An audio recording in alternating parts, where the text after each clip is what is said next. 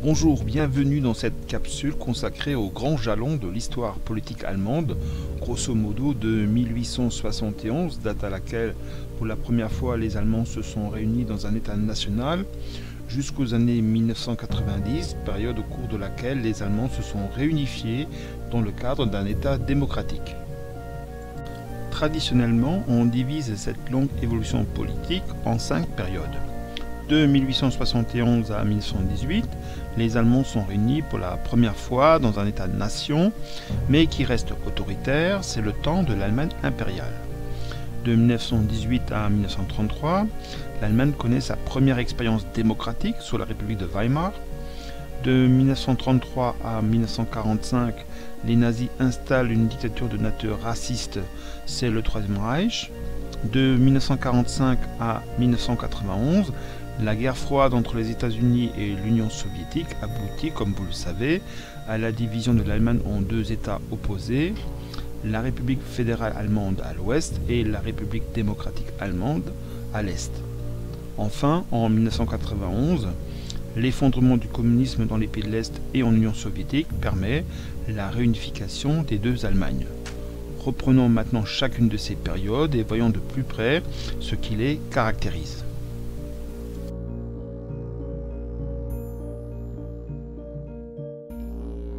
En 1871, après la victoire de la Prusse contre la France, l'Empire allemand est proclamé dans la Galerie des Glaces à Versailles. On y proclame ce jour-là la création du premier État national allemand, c'est-à-dire d'un État qui dorénavant réunirait tous les Allemands dans un même territoire.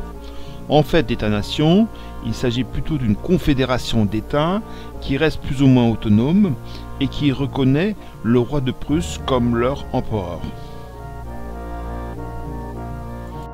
Cette nouvelle Allemagne prend la forme d'une monarchie constitutionnelle, mais qui n'a rien à voir avec les monarchies constitutionnelles alors existantes en Europe du Nord. Dans la constitution allemande, le pouvoir est partagé entre d'une part un exécutif contrôlé par l'empereur et son chancelier, et d'autre part un pouvoir législatif confié à une assemblée nationale élue au suffrage universel et dénommée le Reichstag.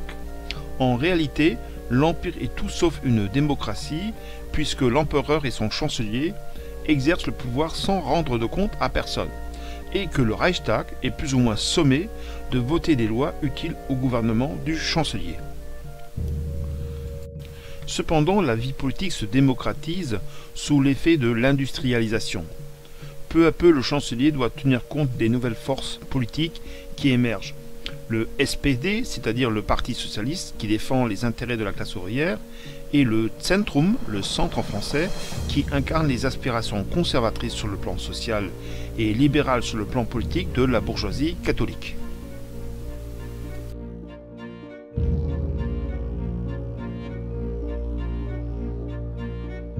En 1918, l'épuisement économique de l'Allemagne et l'effondrement de l'armée impériale amène Guillaume II, l'empereur, à abdiquer. C'est la fin de l'Empire. Cependant, c'est dans un climat de pénurie alimentaire, de grève et d'insurrection révolutionnaire que la République est proclamée, et devrais-je dire les républiques. En effet, 2 républiques sont proclamées coup sur coup. Le 9 novembre 1918, une république démocratique à l'instigation du SPD, le Parti social-démocrate, et une république socialiste sur le modèle de la République des Soviets que Lénine venait d'installer en Russie par un groupe dissident du SPD, les spartakistes. Finalement, avec l'appui de l'armée, le SPD écrase les spartakistes et permet la mise en place d'un régime démocratique dénommé la République de Weimar. La République de Weimar est la première expérience démocratique que connaît l'Allemagne. C'est un régime parlementaire où le SPD va jouer un rôle majeur. Cependant, né de la défaite de 1918 et signataire du traité de Versailles, perçu dans l'opinion publique allemande comme une trahison, cette république est dès le départ fragilisée.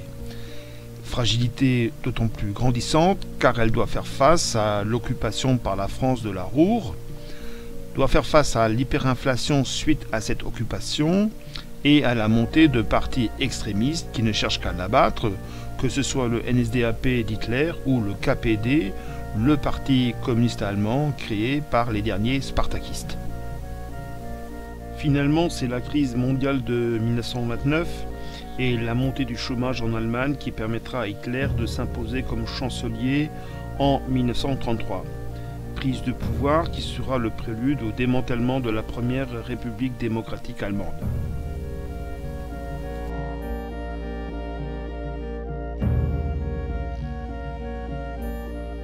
À partir du 30 janvier 1933, date à laquelle Hitler accède au pouvoir, les nazis vont en quelques mois démanteler pièce par pièce la République de Weimar pour y installer leur dictature.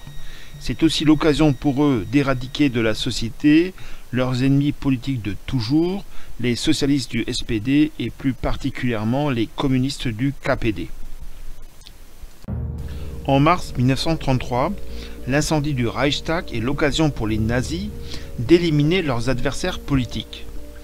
En tenant les communistes responsables et en les incriminant publiquement, ces derniers sont dans la foulée pourchassés grâce à un décret du président Hindenburg, ancien général et héros de la Première Guerre mondiale et farouche anticommuniste.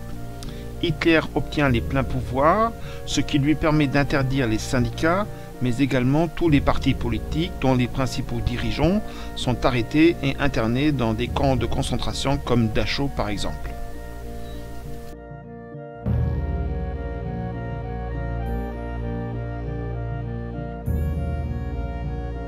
En 1945, l'Allemagne est vaincue par une vaste coalition regroupant avant tout les États-Unis, l'Union soviétique et le Royaume-Uni. Les forces anglo-américaines libèrent et occupent la partie ouest et les forces soviétiques la partie est. Finalement, l'Allemagne et Berlin sont divisées en 4 zones d'occupation.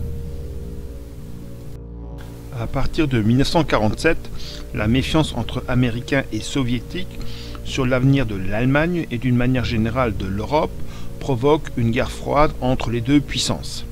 Cette confrontation aboutit en 1949 à la création de 2 États allemands, la République fédérale allemande avec pour capitale Bonn, née de la réunion des zones d'occupation française, britannique et américaine, alors que la zone soviétique devient la République démocratique allemande avec pour capitale Berlin-Est. La République fédérale est une démocratie parlementaire avec une économie de marché ancrée à l'Ouest puisque depuis 1955, elle est membre de l'OTAN. La République démocratique allemande est un régime socialiste construit sur le modèle soviétique, c'est-à-dire avec un parti dirigeant, le SED, Parti socialiste unifié, une économie collectivisée et planifiée. Elle est intégrée au bloc de l'Est en étant membre du Pacte de Varsovie, une alliance militaire entre l'URSS et les démocraties populaires d'Europe de l'Est, et intégrée également au Comecon, au CAEM, Conseil d'assistance économique mutuelle, qui est une sorte d'organisme d'entraide entre l'Union soviétique et les pays du bloc de l'Est. Ainsi, de 1949 à 1989, l'Allemagne est divisée en 2 systèmes politiques opposés. Ce n'est qu'en 1989, avec l'effondrement de la RDA et la chute du mur de Berlin, que cette division politique de l'Allemagne prend fin.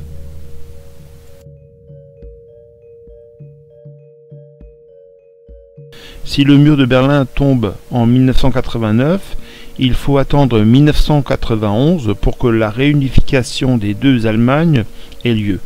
En fait, il s'agit plutôt de l'intégration de l'ancienne RDA dans la République fédérale, c'est-à-dire que la loi fondamentale, nom que porte la Constitution fédérale, remplace la Constitution de la RDA et que le territoire est-allemand soit divisé en 5 nouveaux Länder.